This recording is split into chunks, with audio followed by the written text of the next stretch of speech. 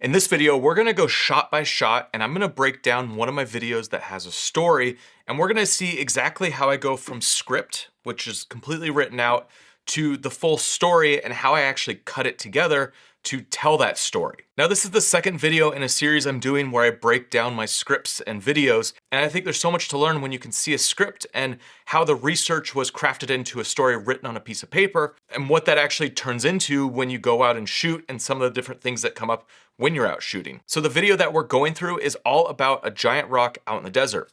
Not the most interesting topic in the world because it's just a giant rock and there's not a lot around it. And so I could have gone out and just shot my experience exploring this rock, but it would have been a really boring vlog. It would have just been me like getting out to the location, looking at the rock, and then, I don't know, like talking about my experience. It's not that interesting for a viewer. So adding the story component of actually going out to the desert and exploring this and telling the history about the weird kind of phenomenons around this rock makes it a much more engaging story. And even the most boring subject matter like a rock can become a super interesting and engaging video. So for research, what I did is just read a ton of different news articles, and then I found just different sites that talk about the giant rock and the history behind it. And I basically took all this information, looked at the big picture, and then crafted a story that linked all the components together and something that could be told in a short form video.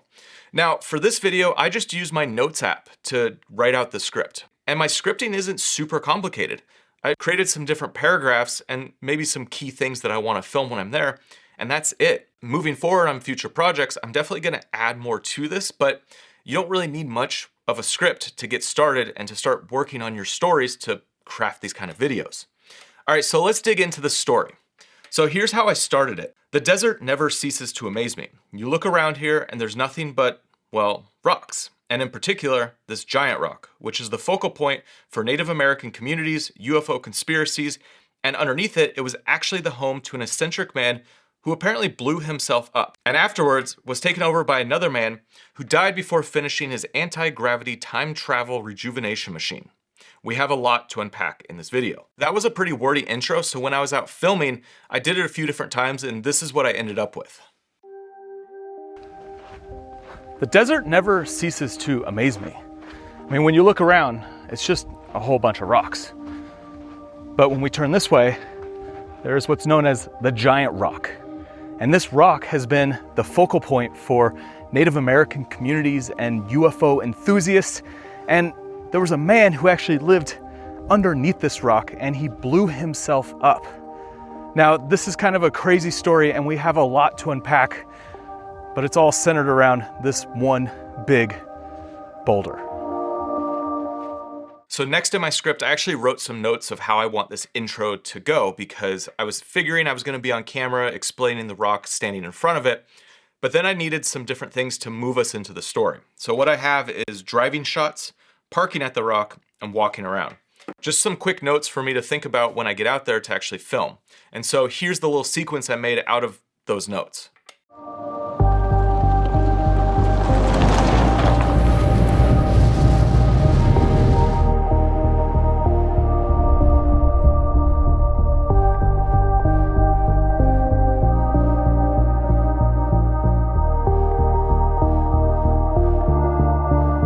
Okay, so the next part of my script goes like this. It's some notes with a little bit of talking bits. It says, come around the corner and do a quick talking to camera about how you really understand how big this rock is when you turn the corner. It's kind of a jumbled mess, but I get what I meant. I wanted to come around the corner and just, have like this experience of being there. And I wanted to make it more like vloggy, less about like reading off a script. And so I wanted to figure that out when I'm out there and make it more personal and just ad-lib it as I'm out experiencing the rock. Now, I didn't actually put this section here. I moved it. So I'm gonna keep going on the script and you'll see kind of how this all ties together. The next section says, from a geological perspective, this is a really big rock. It's one of the biggest freestanding boulders in the world, comprised of thousands of pounds of granite and standing about 7 stories high. It covers almost 6,000 square feet and the exact origin is unknown, but well, I guess I didn't finish that section. And then I say B-roll exploring it close-up sections. So I kind of tied all this together when I was out filming and restructured it a little bit. And this is what I came up with. So before we get into the story about the people that lived out here, we need to talk about the special place on the earth that this rock resides. So from a geological perspective, this rock is huge. It's comprised of thousands of pounds of granite. It's over 7 stories high, and it covers a base of around 6,000 square feet.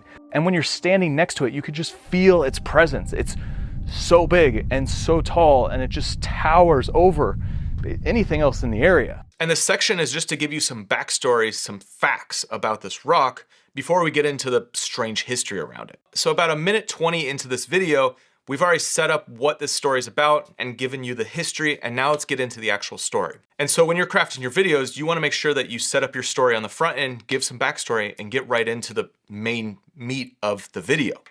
So let's go into the main meat.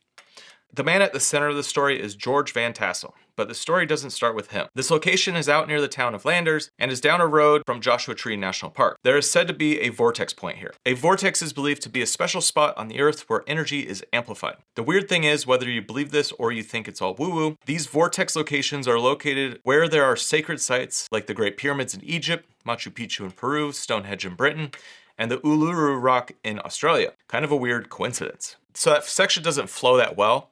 And one of the things when I'm out filming is I'll say it a few times before I hit record and make it sound my own and make it sound more natural. So if you're sitting here writing, say things out loud and read through the script. And it's gonna continually change, because even now when I was reading this, I would have changed a lot of that, which is what I did on set. This is somewhere between Joshua Tree National Park and the Mojave Desert. That's not really that special. But what is special is that this is an energy vortex. Now, what's an energy vortex? So it's apparently a place where energy is amplified. And whether you believe in all this energy stuff or you think it's woo-woo, it is a weird coincidence that there are these different places on Earth where the energy is amplified, and it's places where ancient spiritual temples were built, like the Machu Picchu in Peru, Stonehenge in England, and even the Great Pyramids of Giza. Kind of a weird coincidence.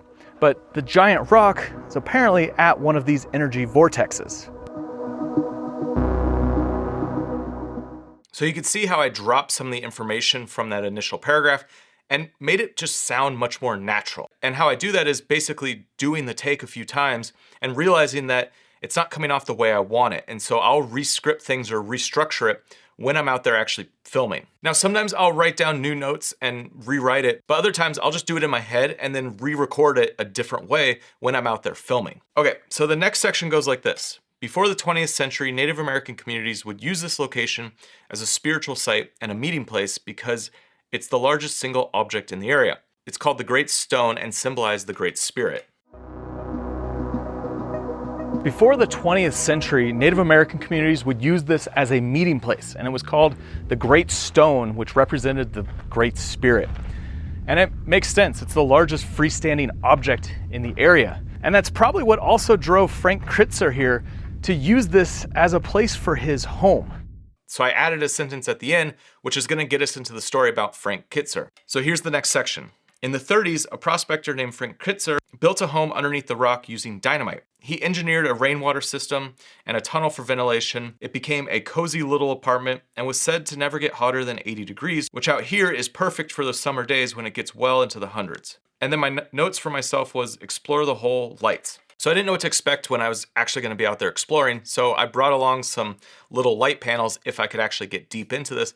And I just wanted to make sure to get some footage of the apartment underneath, which is, it's blown up now, but I still wanted to try and get some of that footage so I could put it over this section. And then I have this next section, which I wrapped into this. He stayed there alone, but made it a place for other people to visit by creating an airstrip and some roads and a picnic area.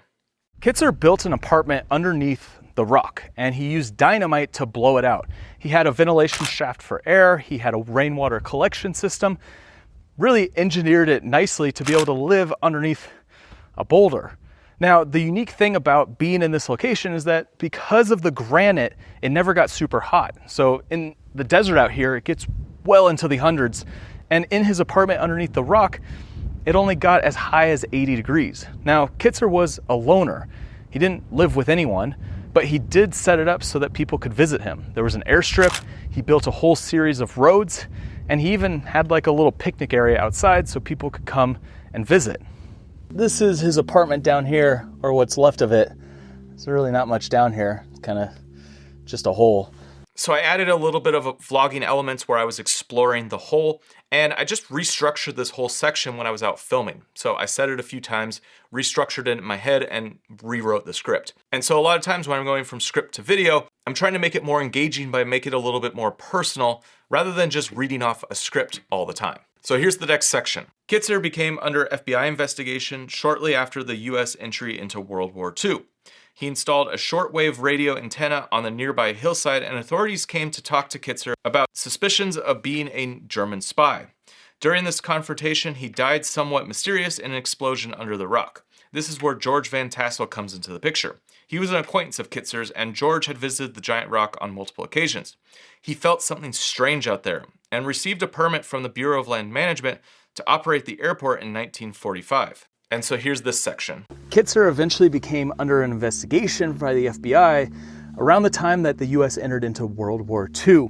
Now, the authorities thought that he could potentially be a German spy because he had an interest in shortwave radio, and he lived out here by himself. And so when they came to investigate what was going on out here, there's actually kind of a mystery around what exactly happened, but Kitzer blew himself up underneath here. And that's where George Van Tassel comes into the story. He was an acquaintance of Kitzer's and used to come out here. And he felt something strange when he was around the giant rock. So after Kitzer's death, he leased the land to be able to operate the airport from the Bureau of Land Management.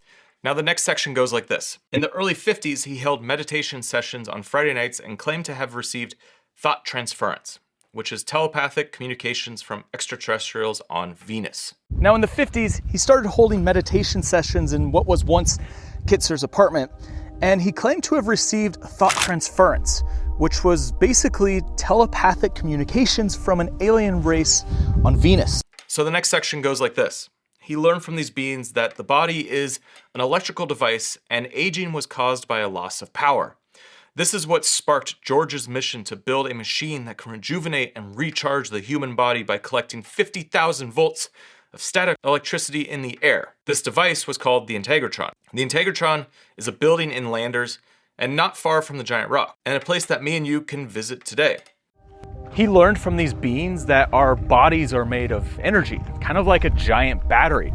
And as we age, it's basically just the process of us losing that energy. So he devised a plan from talking with these aliens to build a structure that could harness static electricity from the air and bring it back into our bodies. And the machine that he decided to build is called the Integratron. It's a structure that's completely built with no metal, and it still exists today. And you'll notice that there might be some facts added in here and there. And that's because when I was going through my research, I read a lot about the story and about these different things that were going on. And so when I was actually out there doing the story, some different things would pop into my head and I might change it. So I talk about the fact that the Integratron was built with no metal. That wasn't in the script, but it's something that was interesting, so I just threw it in. And so when you do your research for a story like this, you're really going to start understanding, all the components, and you're actually going to start seeing the script a little bit differently because you know more than what you're necessarily putting in writing. For 20 years, George would hold massive UFO conventions and basically crowdfunded the construction of this structure. Thousands would gather around the rock to listen to his experimental ideas with those who believed. The Integratron was 90% complete, and Van Tassel was getting ready to be the first human to experience the power of it. However, he died suddenly from a heart attack, and when he died, his plans for completion of this machine were lost because he never wrote them down. And then I say shots of the Integratron go inside if possible. So for 20 years, Van Tassel would hold big UFO conventions. There would just be thousands of chairs out here on this big flat area right in front of the giant rock. They would talk about UFOs, talk about extraterrestrials, but more importantly, he used these as kind of a crowdfunding source to be able to build the Integratron. Now, the Integratron was 90% complete, and Van Tassel was going to be the first person to experience this bolt of electricity to recharge his body. But then he died suddenly. And when he died, he lost the plans to the Integratron because they were all in his head. Now, his wife was always supportive of his direction in life, but after his death, she moved on. There was plans of turning it into a disco, but eventually it turned into a sound bath meditation retreat center, and I've gone a few times and it's great. Now, Van Tessel's wife was always supportive of him, but after his death, she decided to move on. And the Integratron didn't really have an owner. There was talks of turning it into a disco, but eventually one group took it over and it became a sound bath meditation retreat center. And I've actually gone and done a sound bath here, and it's super relaxing. It's a really cool experience, but it would be interesting to know what would happen if Van Tessel actually finished the Integratron like he had planned in his head. So to wrap up the story, I wanted to talk about what's going on out there now. Now the rock is Instagram famous, and people come out here to off-road, camp, party, bonfires, shoot fireworks or guns. There's trash everywhere and graffiti on all the surrounding rocks. Locals have tried to keep it clean, but it has become a place to do basically whatever you want. Now the giant rock has basically just become Instagram famous. People come out here to take photos, to off-road, to shoot guns, light fireworks, and if you look around, all of the rocks are just covered in graffiti. The locals used to come out here and power wash and clean up all these rocks, and now it's just kind of left as is, and it's kind of just becoming a mess out here.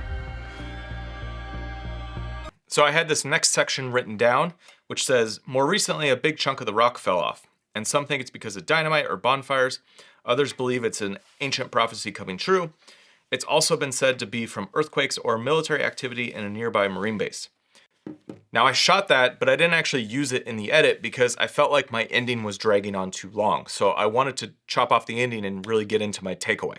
And so this is the final thing that I wrote down. So whether you believe this is a vortex of energy that can power the human body or just a big rock in the desert, you can't escape the fact that there's something special about this place that draws people in, and it has for centuries. You can stand in the shadow of this rock and feel its presence like a giant being standing over you. There's things in this world that we don't fully understand and probably never will. Visiting places like this give us the ability to stretch our imagination and think about the what if. And when we're here, we can explore if we feel something like so many visitors have in the past. So here's how it actually came together.